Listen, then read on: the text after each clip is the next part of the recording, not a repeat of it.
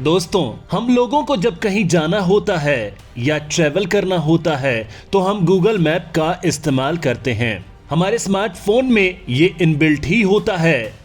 ये system America का है। हम इसके इतने हैबिचुअल हो चुके हैं कि इसके अलावा नेविगेशन के दूसरे ऑप्शन को देखते तक नहीं हैं। यहाँ तक कि हम अपने देश के बनाए नेविगेशन सिस्टम को भी काम में नहीं लेते हैं। जब भारत ने अपना खुद का नेविगेशन सिस्टम बना रखा है जिसका नाम है नाविक, यानी नेविगेशन विद इंडियन कॉन्स्टेलेशन। इसे इसरो ने साल 2018 में बनाया था, लेकिन नाविक का यूज इतने सालों बाद भी ज्यादा नहीं बढ़ पाया है।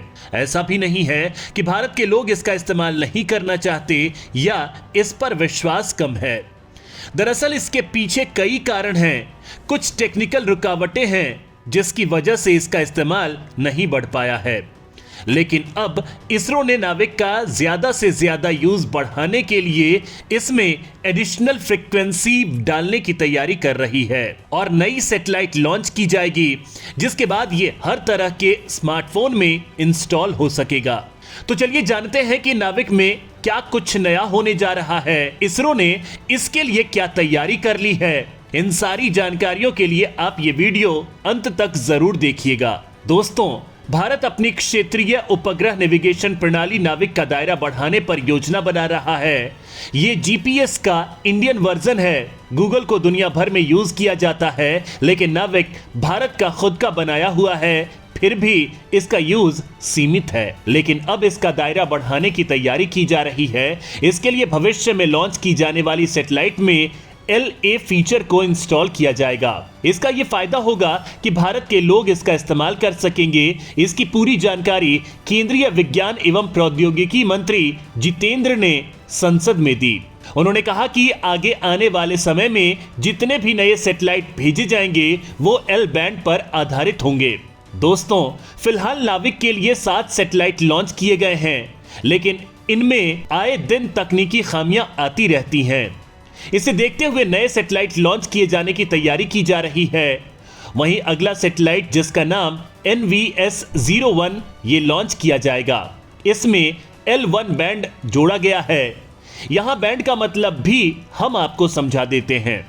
दरअसल बैंड इलेक्ट्रोमैग्नेटिक स्पेक्ट्रम के अंदर अलग अलग फ्रीक्वेंसी होती है, जिसमें radio frequency, infrared, visible light, ultra white या एक्सरे। यहां जैसे आगे बढ़ते जाएंगे वैसे वैसे फ्रीक्वेंसी बढ़ती जाएगी, लेकिन इससे पहले वाली फ्रीक्वेंसी में हम कम्युनिकेट कर सकते हैं। वहीं अभी नाविक में 2 तरह की फ्रीक्वेंसी का यूज किया गया है, जिसमें एक का नाम है L5 और दूसरे का नाम है S बैंड। लेकिन अब जो नए सैटेलाइट यानी कि NVS-1 को इसरो की तरफ से लॉन्च किया जाएगा, उसमें L1 फ्रीक्वेंसी भी शामिल होगी। दोस्तों, यहां हम आपको बता दें कि L5 1176.45 मेगाहर्ट्ज पर काम करता है, वहीं L1 1575.42 मेगाहर्ट्ज पर काम करेगा। यहां साधारण भाषा में समझे तो अगर आपके पास कोई भी ऐसा डिवाइस है जिसमें DPS सिग्नल है, जिसमें L1 फ्रीक्वेंसी देखने को मिल जाएगी। ये हर तरीके के फोन में होता है, चाहे वो सस्ता हो या महंगा या फिर पुराना ही क्यों ना हो। इससे ये फायदा होगा कि इस फ्रीक्वेंसी की मदद से आप रास्ते को ट्रैक कर सकेंगे।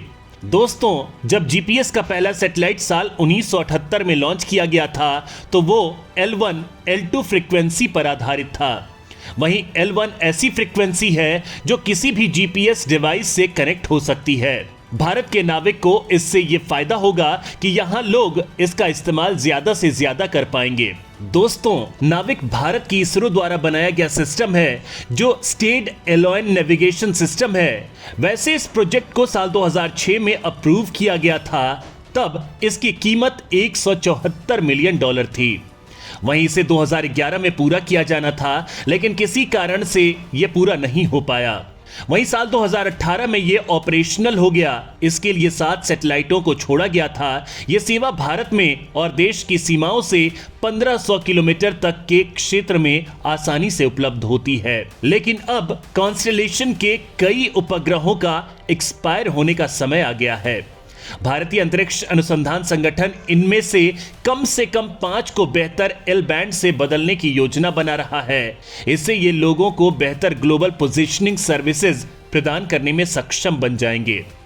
यहां आपको यह भी बता दें कि नाविक के 7 सैटेलाइट्स में 3 सैटेलाइट्स जियो स्टेशनरी पर स्थित हैं, जो 36,000 किलोमीटर के लेवल पर होता है। वहीं बाकी के 4 जियो सिंक्रोनस एक दूसरे के आगे पीछे होते रहते हैं, यानी कि ये 8 के शेप में घूमते हैं, जिससे पूरा भारत कवर हो जाता है। फिलहाल इसका इस्तेमाल काफी लिमिट है, जैसे मछुआरे को डीप सी में जाने पर अलर्ट जारी करता है, नेचुरल डिजास्टर के टाइम पर ट्रैकिंग करना और पब्लिक व्हीकल्स में ट्रैकिंग सिस्टम लगाना। इन सब में नाविक को काम में लिया जाता है, लेकिन डेली यूज में जैसे कि हमें कहीं जाना है तो उसमें जीपीएस का यूज किया जाता है। लोग गूगल मैप को लेकर ज्यादा फ्रेंडली हैं। वहीं इसको बढ़ाने के लिए साल 2021 में केंद्र सरकार ने कहा था कि वो कोशिश कर रहे हैं कि इसका इस्तेमाल रीजनल स्तर पर किया जाए, साथ ही ग्लोबल तौर पर भी इसका इस्तेमाल किया जाए, जिससे इसका इस्तेमाल बढ़ेगा। वहीं एक्सपर्ट्स का कहना है कि नाविक एक्यूरेसी के मामले में अमेरिका के गूगल मैप से ज्यादा बेहतर है। दोस्तों, केंद्र सरकार ने यह भी बताया था कि जो स्मार्टफोन मेकर्स हैं, फिर वो चाहे सैमसंग हो या एप्पल या फिर शाओमी, उनसे कहा था कि वो अपने फोन में बदलाव करे जिससे नाविक भी उसमें कॉम्पिटेबल हो सके, क्योंकि अभी तक हर तरह के फोन में गूगल मैप तो आसानी से चल जाता है, लेकिन कुछ फोन में नाविक नहीं चल पाता है। इसके लिए उन्होंने साल 2023 तक का डेडलाइन दिया है, लेकिन इस बात को लेकर स्मार्टफोन मेकर्स ने कहा कि यह बदलाव पॉसिबल नहीं है, क्योंकि इस तरह के बदलाव के लिए फोन के हार्डवेयर में बहुत सारे चेंजेस करने होंगे, जिससे कई तरह के डिस्पर्सन आ सकते हैं, जिसके कारण यह काम करना थोड़ा मुश्किल है। स्मार्टफोन कंपनियों की तरफ से आए इस तरह के बयान के बाद इसरो ने नाविक में बदलाव के बारे में सोचा है।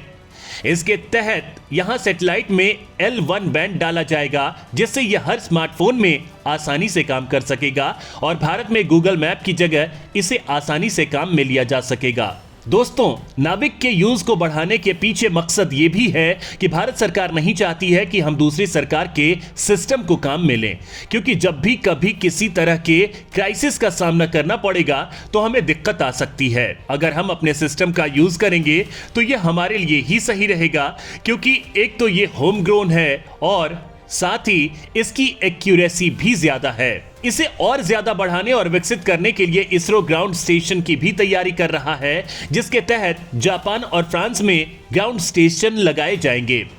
इससे यह फायदा होगा कि इसके बीच में आने वाला सारा एरिया बहुत अच्छे से कवर हो जाएगा, जिससे यह ग्लोबली तौर पर यूज किया जा सकेगा। दोस्तों, फिलहाल जीपीएस है वो पूरे वर्ल्ड को कवर कर रहा है, जिसमें 24 सैटेलाइट हैं, जिससे इसकी एक्यूरेसी भारत में ज्यादा अच्छी नहीं है, क्योंकि इसके सैटेलाइट की लोकेशन भारत के ऊपर पूरी तरह से फोकस नहीं है, लेकिन भारत के नाविक के सारे सैटेलाइट सिर्फ भारत को ही कवर कर रहे हैं। ऐसे में इसकी एक्यूरेसी ज्यादा स्ट्रांग है। फिर आप चाहे जंगल में हो या फिर भारत के किसी पहाड़ी इलाके में, वहां एक्यूरेसी कमजोर नहीं पड़ेगी। इसरो के अध्यक्ष एस सोमनाथ ने बताया कि अंतरिक्ष एजेंसी ने नाविक की पहुंच का विस्तार करने के लिए मीडियम अर्थ ऑर्बिट में अतिरिक्त 12 सैटेलाइट को लॉन्च करने की अनुमति के लिए सरकार से बातचीत की है और जल्द ही सहमति मिलते ही इस पर काम शुरू कर दिया जाएगा। दोस्तों, the navigation with Indian constellation यानी नाविक को इसरो लगातार विकसित करने में लगा हुआ है। भारत ने इसकी मदद से अपनी निगरानी क्षमता का विस्तार किया है। इसके साथ ही यह देश की सीमाओं की रक्षा में भी महत्वपूर्ण भूमिका निभाता है। पाकिस्तान और चीन से लगी सीमाओं की देखरेख के लिए इसका उपयोग किया जाता है। पहले भारत इसके लिए अमेरिका जैसे देशों पर निर्भर था, जो निर्भरता अब काफी हद तक कम हुई है। इसके अलावा इसका दूसरा उद्देश्य ये भी है कि भारत अपने पड़ोस में नेविगेशन की सुविधाएं दे रहा है। दोस्तों, दुनिया के प्रमुख और ताकतवर देशों के पास खुद का नेविगेशन सिस्टम है। अमेरिका ने अपना जीपीएस सिस्टम 1978 में लॉन्च किया था, वहीं ग्लोनास रूस का नेविगेशन सिस्टम है। इनके अलावा चीन, जापान और यूरोपियन यूनियन के पास अपना खुद का नेविगेशन सिस्टम है। ये सभी अपने नेविगेशन सिस्टम पर डिपेंडेंट हैं। दूसरे देशों के नेविगेशन पर नहीं। ऐसे में ये जरूरी है कि भारत भी अपने नेविगेशन सिस्टम को तेजी से बढ़ाए और खुद पर आत्मनिर्भर बने।